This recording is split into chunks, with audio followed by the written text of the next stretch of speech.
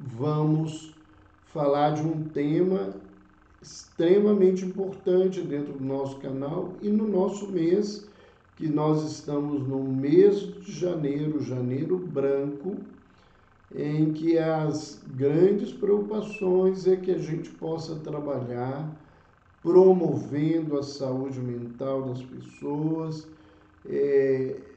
para a compreensão, para vencer os preconceitos em relação aos tratamentos psiquiátricos, aos diagnósticos psiquiátricos, né? Isso é muito importante, né? Então, nós estamos aí participando. Boa noite, Shirley. Obrigado aí pela divulgação. E o nosso caminho hoje, primeiro, né, é lembrar que quando nós falamos de espiritualidade, necessariamente as pessoas que buscam os aspectos da espiritualidade, elas não estão vinculadas a uma religião e ela pode ser ateu e ter um nível de espiritualidade, às vezes, muito maior do que as pessoas de todos os dias, né, que sejam religiosas. Uma frase que eu gostaria de comentar é de Santo Agostinho e que está em um dos seus livros, o De Trinitate, né, em que ele diz assim: a fé procura, o intelecto encontra.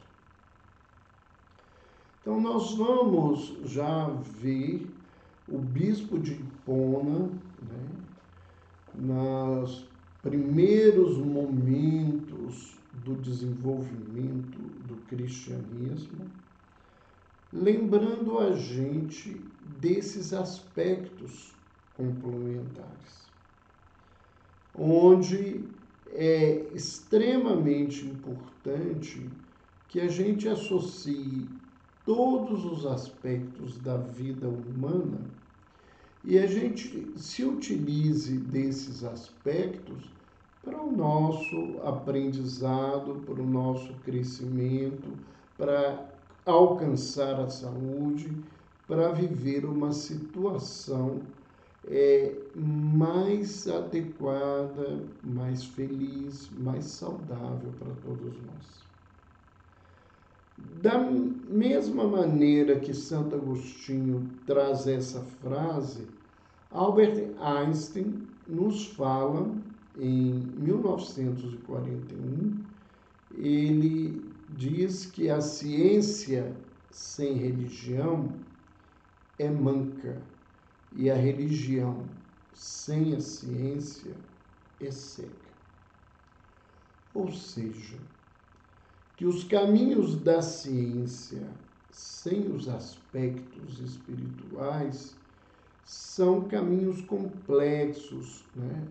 Onde muitas vezes o que a experiência humana mostra é que quando a ciência perde esse aspecto ético, essa preocupação moral e de transformação humana, nós adentramos para situações bastante complexas, como vivemos, né, no século passado, durante o comando do nazismo na Alemanha e durante a Segunda Guerra Mundial, em que as pesquisas foram voltadas para a degradação humana, para o desrespeito da vida, né?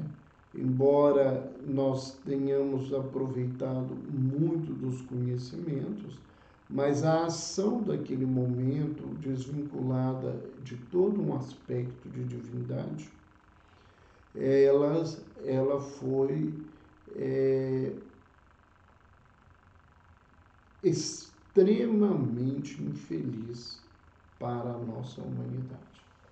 Mas a ciência, mas a religião, que não tem o aspecto científico, a visão racional, a perquirição da pesquisa, né, ela adentra para o campo do fanatismo. E o fanatismo, ele não é bom para a humanidade em nenhum campo, seja o religioso, seja o científico, né? Porque há dogmatismos no campo da ciência, dentro da academia, que são ruins e perniciosos, no campo da política, na questão do futebol, né? Dos esportes. Então, o fanatismo não é algo que engrandece o homem, né? E nós vemos, né, a todo momento esse fanatismo religioso, essa religião sem o respeito e a busca da ciência, trazendo ideias, teorias extremamente absurdas, totalmente incoerentes com os avanços da ciência. E uma delas, né, que está muito em voga no mundo, é a questão do terraplanismo, né, que já foi há muito tempo, e com todas essas viagens que são feitas, né, em direção aos planetas fora da Terra, né, inclusive com fotografias mostrando que a Terra, né, não é plana, nem é redonda, na verdade, né? Ela tem uma estrutura um pouco ovalada, né? Mas ela não é plana. E essas são teorias religiosas fanáticas que não têm nenhum aspecto científico mostrando e fazendo desse caminho, né, uma visão muito infeliz para as criaturas. Vamos pensar quando se fala nessa visão de um tratamento espiritual, nós temos que retomar alguns conceitos que já falamos em algumas outras palestras, que citamos rapidamente sempre quando falamos de espiritualidade, mas que nós não podemos perder a leitura, né? Primeiro, o que é um conceito de religião, né? O conceito de religião, né, nos diz que ela é um sistema organizado de crenças, práticas, rituais e símbolos que são destinados a facilitar a proximidade com o sagrado e o transcendente. As religiões acompanham a história da humanidade. Não existem culturas que não tenham um aspecto religioso ou espiritual dentro, né, do seu desenvolvimento. E ela tem uma função importante, né, do ponto de vista social, de congregação, né, e de estímulo aos valores mais nobres do ser, e a possibilidade, né, ela abre o campo para que a gente tente entender o que é o transcendente e o sagrado. Muito embora, né, dentro do desenvolvimento das religiões, nós temos muitas perguntas sem respostas. Aqueles que têm uma visão mais fechada do ponto de vista religioso não concordam com isso, né? Mas as respostas, muitas vezes, elas não conseguem atender uma abordagem racional daquilo que é colocado em determinadas crenças. Nós vamos ver posteriormente que essas crenças, elas podem auxiliar ou podem dificultar a busca de um estado de saúde para a pessoa. Diferentemente da religião, a espiritualidade, dentro de um conceito, né, que nós vamos encontrar num dos maiores estudiosos sobre espiritualidade, que vem fazendo uma contribuição importante, formando inúmeros pesquisadores sérios nesse campo, que é o Dr. Harold Koenig, que iniciou seus trabalhos na Universidade de Duke, na Virgínia. Ele coloca no seu tratado, né, de religião e saúde, publicado em 2001, que espiritualidade é uma busca pessoal pela compreensão das questões últimas acerca da vida, do seu significado e da relação com o sagrado e o transcendente. Então, qual que é a diferença básica nesse aspecto, né? Quando nós falamos de religião, nós estamos falando de algo que as pessoas recebem pré-organizadas, né? Com dogmas, com crenças que são fundamentais para esses princípios religiosos.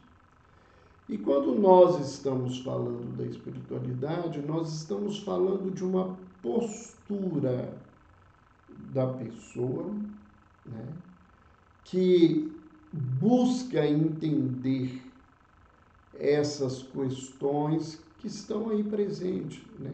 De onde viemos, quem somos, para onde vamos, o significado disso na vida e o que isso teria a ver ou não com o transcendente, com o sagrado. E nesse contexto, a maior preocupação são os aspectos éticos morais, tanto do comportamento pessoal da criatura, quanto do seu comportamento em relação às pessoas, em relação a todos os seres que estão ao seu redor. E quando nós falamos de espiritualidade, nós estamos falando, inclusive, de uma abordagem ecológica, onde a observação da natureza e dessa vivência transforma a abordagem da criatura em todo esse contexto. Mas nós temos outros dois termos importantes para falar nesse sentido. Então, a questão da religiosidade, que diz respeito ao nível do envolvimento religioso. Tem pessoas que falam, né, e se declaram seguidores de uma religião e às vezes até usam uma expressão: eu tenho tal religião, mas não sou praticante. Os praticantes são aqueles que, além de ter, né, uma religião, eles têm uma religiosidade. Porque a religiosidade diz respeito ao nível de envolvimento religioso e do reflexo que isso traz para a sua vida. Nós vamos falar mais à frente desses reflexos.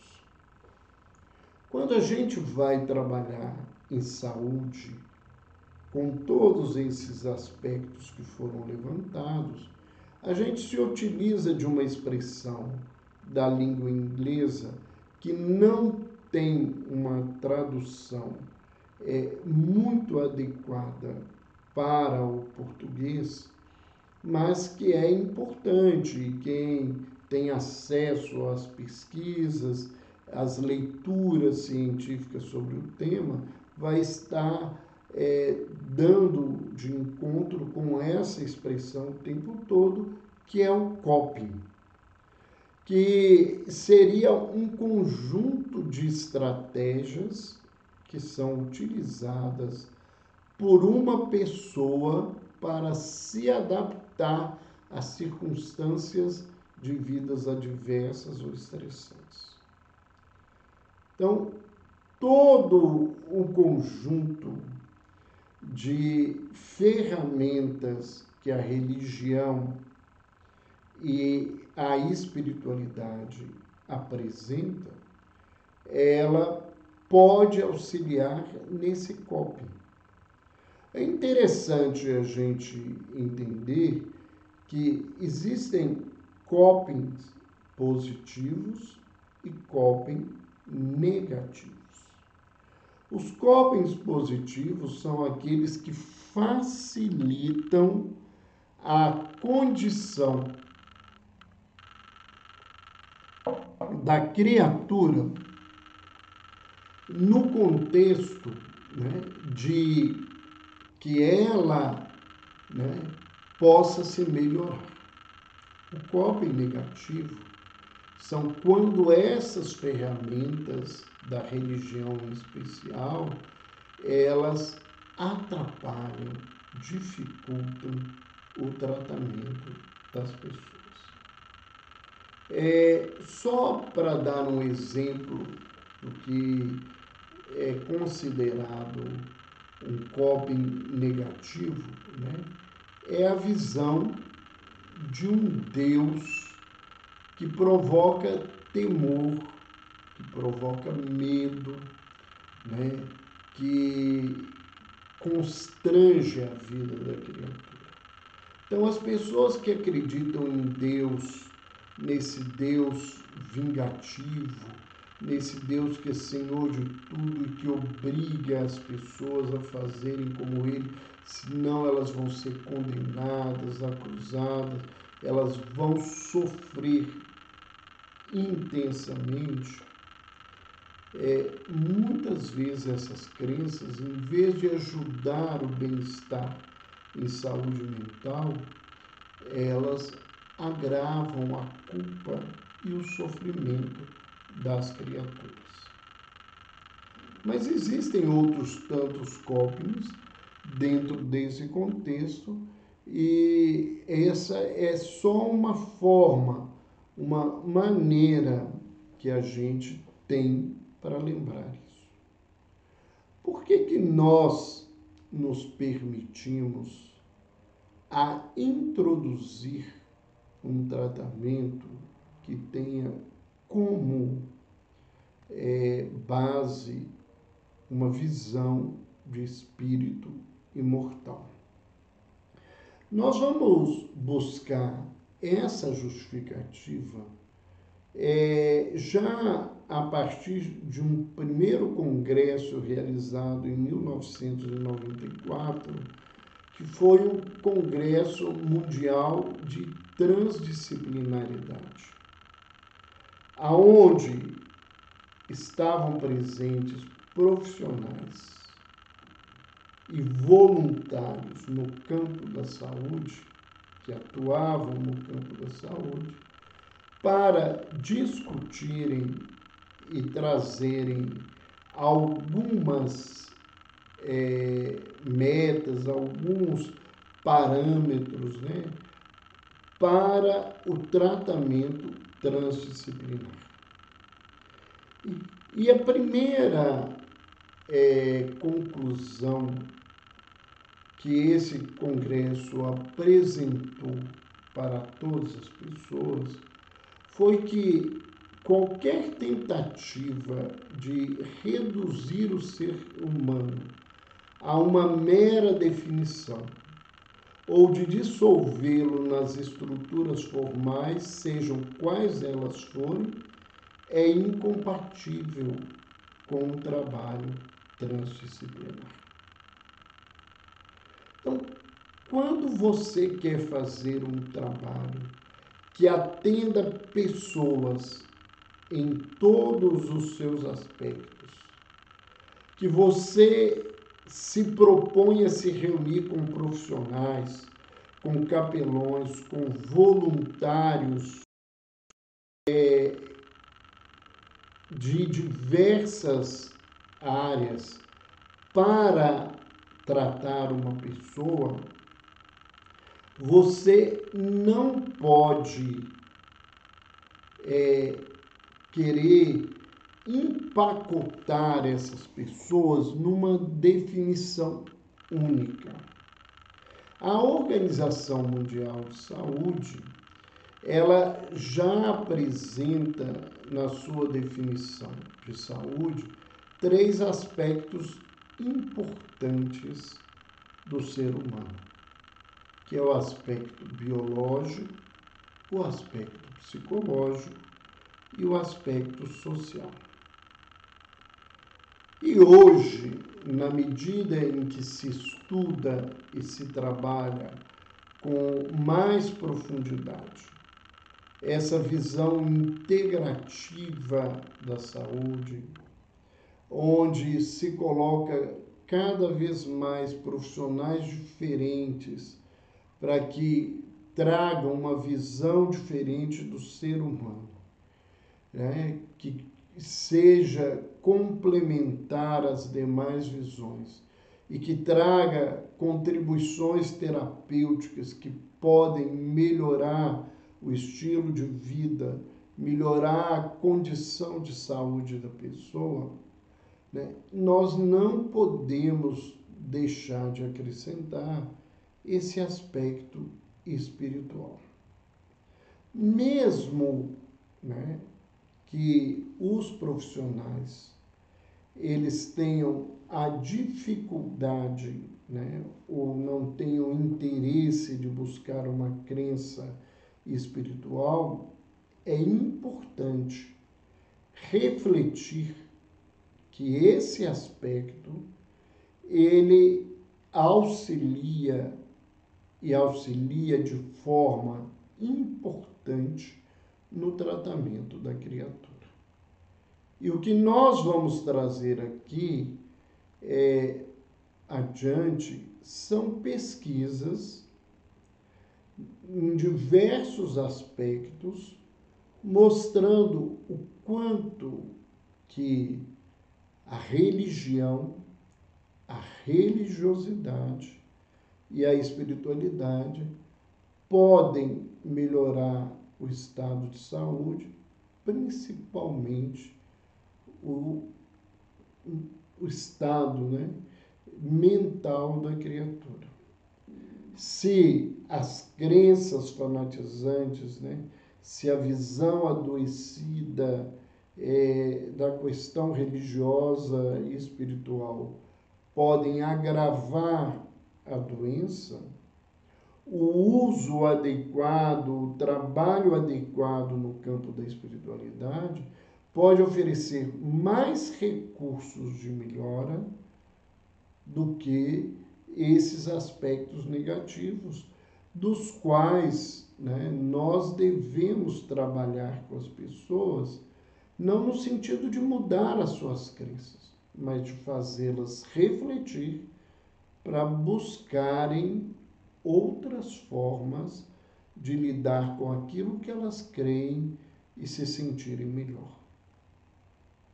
É importante lembrar, né, que esse aspecto espiritual, que hoje já tem espaço em inúmeros congressos, e no campo da psiquiatria isso já é uma realidade, né? A Associação Mundial de Psiquiatria, ela tem um departamento de saúde mental e espiritualidade.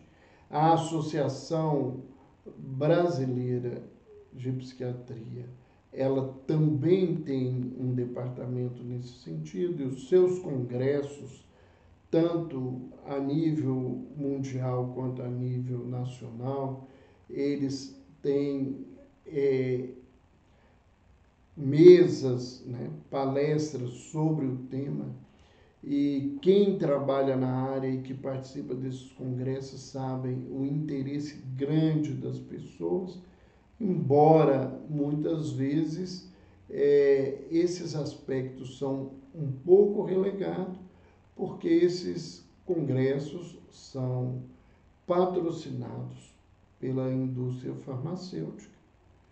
E a indústria farmacêutica mundial não tem interesse nenhum em se preocupar com a questão da espiritualidade, porque o interesse dela é promover, né, cada vez mais uma medicalização do tratamento, né, uma visão da necessidade de se tomar remédio cada vez mais. E quando o profissional age de uma forma diferente, isso incomoda porque reduz os ganhos da indústria farmacêutica. Então, para trabalhar essa transdisciplinaridade, é preciso também que a gente foque nesse aspecto espiritual. E nós vamos ver, né, que esse reconhecimento da existência de diferentes níveis de realidade, que também são regidos por lógicas diferentes, isso é inerente a um trabalho transdisciplinar. Então, não tem que se preocupar que todo mundo tem que ver do mesmo jeito e acreditar da mesma forma.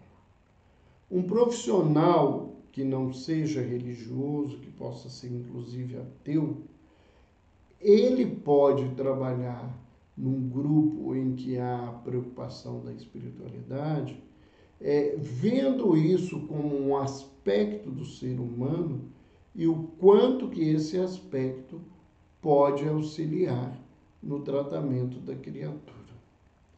A gente, né, alguém poderia perguntar, mas para que ou por que introduzir os aspectos da espiritualidade na prática médica? E essa pergunta foi uma das primeiras perguntas que surgiu aos pesquisadores no início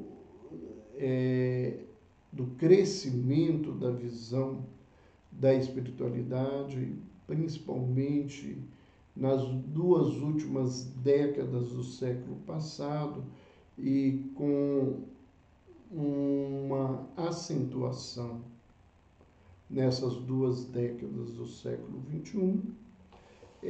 Quando isso começou, eles foram perguntar aos pacientes por que introduzir essa espiritualidade na prática médica.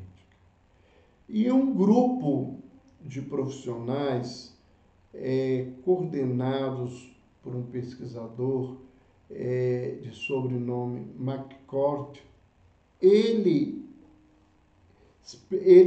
pesquisaram 921 pacientes, né, e perguntaram sobre essas suas crenças e se eles achavam que isso poderia ser importante para os seus tratamentos. Olha que é uma pesquisa muito interessante, porque ela não foi de encontro com as crenças dos profissionais. Elas foram buscar os pacientes com as suas mais diferentes crenças, inclusive sendo ateus, como que eles viam esse tratamento e o que eles esperavam a partir disso. E eles, né, se surpreenderam primeiro com uma resposta que 83% dessas pessoas, né, ou seja, né, mais de 700, quase 750 pessoas dessa pesquisa queriam que os seus médicos perguntassem sobre as suas crenças espirituais. Ou seja, eles queriam ser abordados nesse contexto, nesse aprendizado. E questionados qual seria a maior razão que justificaria esse interesse que eles tinham, eles diziam que era o desejo para que os médicos e os pacientes pudessem se entender melhor. Ou seja, quando eu vejo uma pessoa a partir da sua crença, a partir do seu comportamento, da sua visão de Deus, da sua visão das causas da vida, de como ele lida com essas crenças no seu dia a dia, eu vou entender o meu paciente bem melhor do que se eu negar essa questão. Então, nós sabemos, por exemplo, né, que pessoas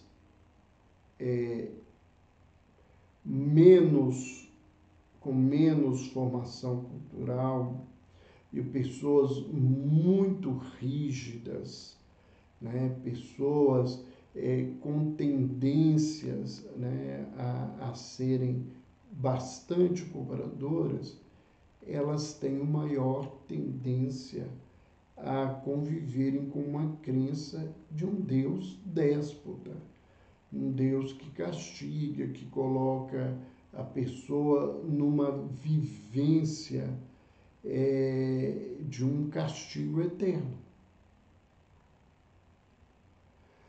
Dentro dessa pesquisa ainda, né, eles colocavam que eles acreditavam que as informações concernentes às suas crenças espirituais, elas podiam afetar nos profissionais na habilidade de encorajá-los na esperança real, facilitando o aconselhamento profissional e facilitando na troca da terapêutica médica.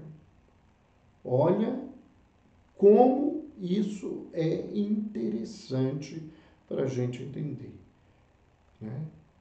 Se você observa o ser dentro desse aspecto espiritual, dentro das suas crenças, você pode ajudá-lo a lidar melhor com a esperança, e a esperança é um instrumento fundamental para a saúde. Conforme a postura do profissional, se ela tira a esperança da vida do indivíduo, ela pode tirar a possibilidade dessa pessoa lutar e enfrentar a sua doença. Que você entender a crença religiosa, a vivência religiosa, isso facilita o seu aconselhamento e facilita na troca da terapêutica médica.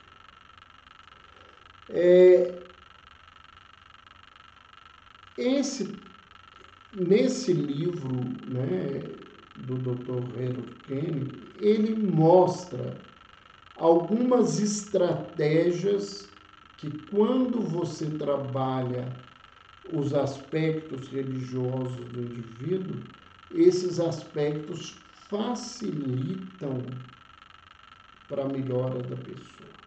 Então, nós vamos nos ater aqui ao coping positivo e vamos trazer alguns exemplos para facilitar a compreensão desse manejo que as pessoas às vezes falam assim, mas como é que você atua com um paciente que não acredita no que você acredita? O que eu acredito não é o mais importante do tratamento. Eu diria que é até o menos importante do tratamento, no sentido da prática do indivíduo. O que é importante é que eu entenda a sua crença, identifique o que na sua prática religiosa, na sua religiosidade ou na sua busca ética moral pode ser utilizado para que ele se trate de uma maneira melhor. Então, esses pesquisadores, eles levantaram 8 aspectos onde a religião pode ser bastante efetiva para ajudar a criatura. O primeiro aspecto é que a religião, a busca da abordagem religiosa, ela geralmente traz uma reavaliação benevolente para a criatura. Ou seja, ela auxilia a pessoa a se reavaliar no sentido da vontade de querer bem, de fazer o bem para o indivíduo. Então, você tem que buscar os aspectos dessa crença que podem facilitar que a criatura reavalie a sua doença e os seus recursos de uma forma voltada ao bem. Isso melhora a vida da criatura. Um outro coping importante da religião é a colaboração da comunidade. As pessoas que frequentam grupos religiosos, geralmente elas encontram nesses grupos um nível de colaboração, de ajuda, de amparo muito maior do que na comunidade em que a pessoa vive, e em muitos casos maior do que o nível de colaboração da família. Tanto que muitas das pessoas religiosas encontram nos seus companheiros de religião uma nova família, onde eles conseguem se sentir bem, onde eles conseguem compartilhar as coisas de maneira mais pacífica e engrandecedora, e aonde eles a consideram ter segurança de buscar uma ajuda. Um outro aspecto importante, nesse sentido da colaboração, pessoas que são sozinhas na vida, pessoas em que o ambiente familiar é extremamente agressivo, tóxico, eles vão, quando você estimula essa participação, você consegue oferecer a ele um outro nível de resposta, de ajuda e de aprimoramento. Nós vamos lembrar ainda um foco um aspecto importante, que é o foco religioso. As religiões, na sua grande maioria, buscam o bem, a justiça, a verdade, né? A vivência pacífica, embora muitas pessoas possam levantar que as religiões são responsáveis pela grande maioria das guerras na história, e aí nós estamos misturando o movimento religioso mesmo, que é real, mas o foco da religião não é esse. Essa interpretação que sempre existiu na história, né, e que é motivo de questionamento pelos estudiosos, ela não é, na verdade, o foco pessoal que é apresentado nas religiões. Então, você auxilia pessoas que são violentas, que são irritadiças, à medida em que elas aprendem a buscar esse foco dentro da sua crença, elas têm uma melhora desse estado e diminuir raiva, diminuir ódio, tirar a mágoa da vida, e isso melhora profundamente a saúde mental. O coping religioso, existe uma ajuda através da própria religião, das suas crenças, né?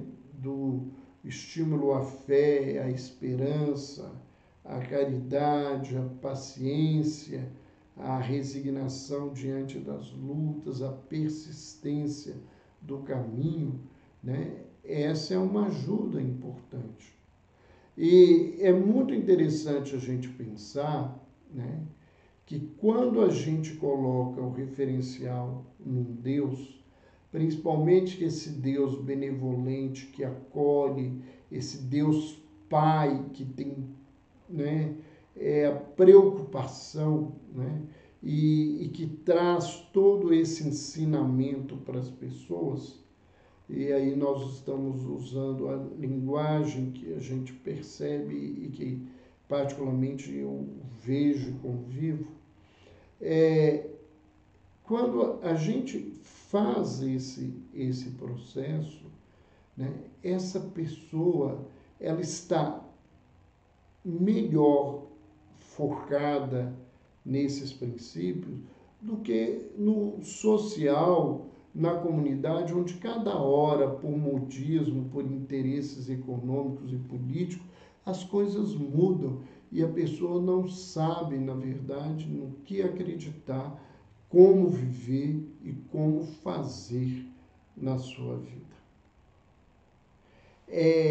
O apoio espiritual, seja feito pelos sacerdotes, pelos grupos de leigos, aqueles que têm uma crença, né, na manifestação dos espíritos, através das mensagens, das orientações espirituais, quantas pessoas conseguem se reorganizar na vida, quantas pessoas saem de processos de dependência, sejam elas químicas ou emocionais, quantas pessoas se afastam das ideias de suicídio por causa desse apoio espiritual, né? Seja aquilo que vem através da religião, ou seja, aquele apoio que vem através dos membros da instituição.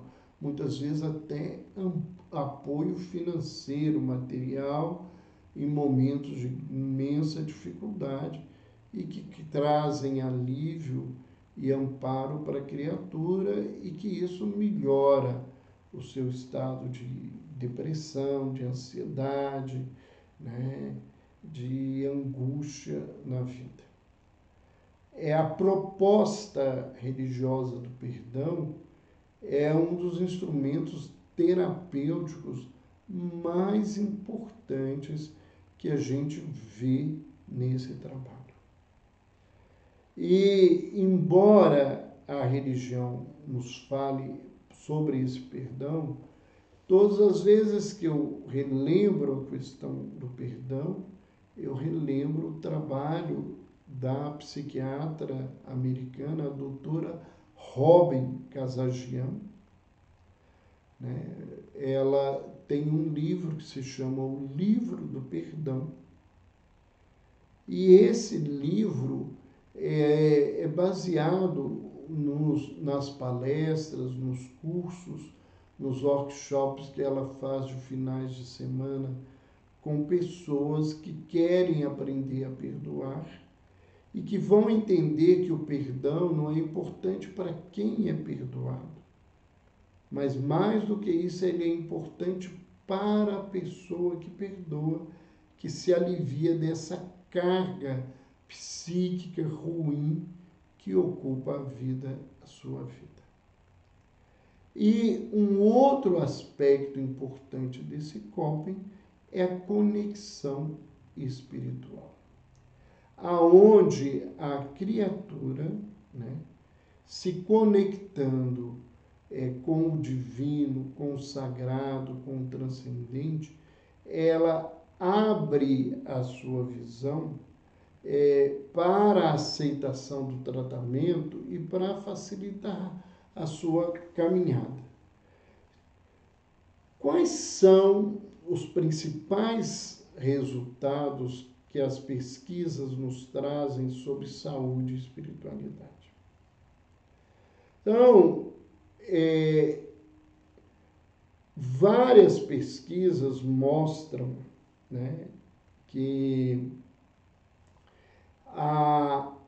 as pessoas que têm uma vivência religiosa, as pessoas que buscam a espiritualidade na vida delas, têm uma maior sobrevida do que as pessoas que não têm fé ou não praticam a sua religião na sua caminhada. Que 8 em 10 pessoas pesquisadas, em 8 de 10 pesquisas que foram revistas, mostram que as pessoas que têm uma religião, uma prática religiosa, ou têm uma vivência de espiritualidade, elas têm uma maior satisfação com a vida e uma maior sensação de bem-estar. Eu falo que só por esse item a gente poderia levantar o quanto estará nesse lugar. Alguém está nos perguntando se essa live vai ficar gravada no YouTube. Ela vai ficar no Instagram, vai para o YouTube em breve também, né? Inúmeras pesquisas mostram que as pessoas que têm uma religiosidade, ela tem uma maior satisfação e uma maior estabilidade conjugal. E em 16 pesquisas, né, 75% delas mostraram que pacientes que têm um nível de religiosidade e de espiritualidade maior têm uma menor mortalidade no campo do tratamento cardiovascular. Elas respondem melhor aos tratamentos e têm uma melhor condição. Várias pesquisas mostram que a utilização da religião, ela pode fazer com que a pessoa aprenda a lidar com maior eficiência com seus problemas. E a associação, né, da prática religiosa e da busca da espiritualidade é inversamente proporcional, ou seja, quanto maior, menor a incidência de depressão. E quanto maior essa prática, essa crença, há uma maior remissão nos casos de depressão. Então, existem vários trabalhos revisados que mostram isso, né? E as pessoas que fazem, né, essa vivência religiosa, elas têm 4,3 vezes menos, né, índice de suicídio ou de tentativa de suicídio do que as pessoas que não praticam religião ou que não têm algum tipo de crença. Então, nós vemos que esses dados, eles não são dados de placebo, eles são dados muito importantes. E na semana passada, né, um grande pesquisador, um grande estatístico da Universidade de Harvard, ele apresentou um trabalho onde eles fizeram uma pesquisa com pessoas frequentando igrejas, templos, né, e centros religiosos. Essa pesquisa foi feita nos Estados Unidos e ela, né, é um dado novo que a gente acha que é importante que as pessoas pensem, né? As pessoas, só de frequentarem os cultos, só de participarem da comunidade, elas têm 33% na redução do risco de morte. 33%. Elas têm 84% de redução do risco de suicídio. Olha como esse dado é importante. 29% da redução do risco de depressão, 50% de redução do risco de divórcio, 68% de redução do risco de morte de mulheres, na expressão que eles usam, por desespero, né? E 36% do risco de redução de morte de homens por desespero. Então, nós vemos aí quanto que esses aspectos são importantes e fundamentais. Então, quando nós trazemos para as pessoas a importância, né, dessa visão, e particularmente quando somos buscados para falar sobre entender o processo todo, né, desse contexto, dentro da visão que a gente aborda na nossa clínica, dentro da visão que a gente aborda no movimento médico espírita, dentro da visão que trabalhei durante, né, 39 anos dentro do Hospital Espírita André Luiz, hoje não mais como médico, mas continuo como voluntário. A gente vê que oferecer essa leitura, essa abordagem para a pessoa que busca, né, não fazer do consultório um lugar de proselitismo, mas fazer um trabalho em que as pessoas possam buscar, a partir de suas crenças, uma vivência real, interna, de reflexão, usando a terapêutica e envolvendo a prece, envolvendo os estudos religiosos que fazem reflexões morais, as terapêuticas energéticas, né? Sejam a imposição da mão, em algumas religiões, né? O Jorei, o passe espírita, né? A benzeção. Esses aspectos, né, que tem pesquisas mostrando esses resultados, né? O resultado do trabalho da meditação, né? Seja através da meditação ativa ou da meditação passiva, né? Das visualizações terapêuticas, dos trabalhos que são promovidos religiosamente, os trabalhos voluntários que buscam auxiliar as pessoas, independente da crença, né? Nós vemos quando se reúnem voluntários, igual nesse momento, né, que Minas Gerais passa e outros estados em uma situação tão complexa pelas enchentes.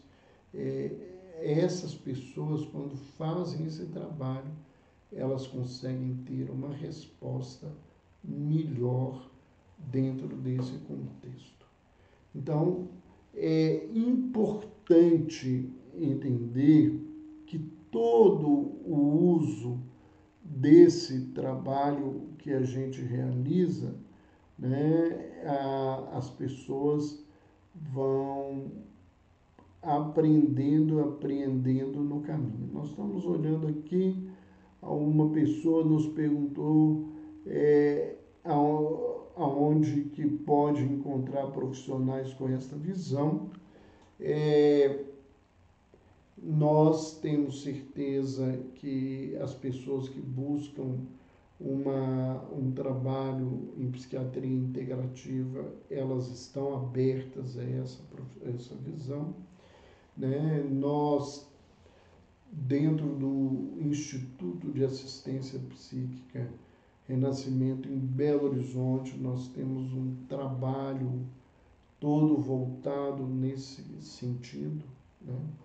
Podemos aqui indicar uma outra clínica em São Paulo, né, de companheiros nossos que trabalham nesse aspecto, que é a Clínica Integra, no bairro de Moema, e que oferece, né, esse trabalho integrativo, essa abordagem espiritual, né, o trabalho que é realizado através do movimento médico espírita no Brasil, através de suas diversas associações, onde profissionais não só da psiquiatria, que esses dois outros casos que nós levantamos aqui, né, os hospitais psiquiátricos espíritas que têm os seus ambulatórios em diversas cidades do Brasil, né?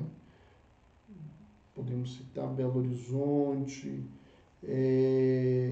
podemos nos lembrar aqui de Franca, própria cidade de São Paulo, Porto Alegre, Curitiba, diversas instituições, em Fortaleza, no Ceará, são instituições que trabalham com esses aspectos, né? Então, vocês buscando, quem tiver interesse, pode buscar o site da Associação Médico Espírita do Brasil. Ela pode referenciar para vocês as associações estaduais, as associações locais e as instituições psiquiátricas espíritas no Brasil que atuam dentro dessa perspectiva. Alguém colocou mais uma coisa aqui. Só deixa eu ver aqui. Alguém disse que...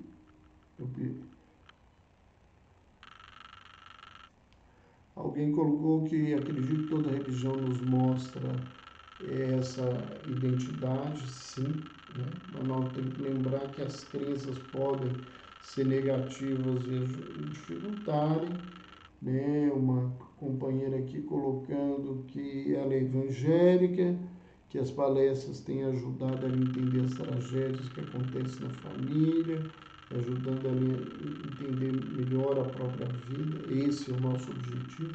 Eu fico muito feliz, Raquel, de você colocar isso aí, porque essa é a minha preocupação, né? A minha preocupação não é tirar ninguém da religião que eles estão, né? Nós temos aí vários companheiros que são católicos, que são evangélicos, que acompanham as nossas palestras, que não têm religião, né?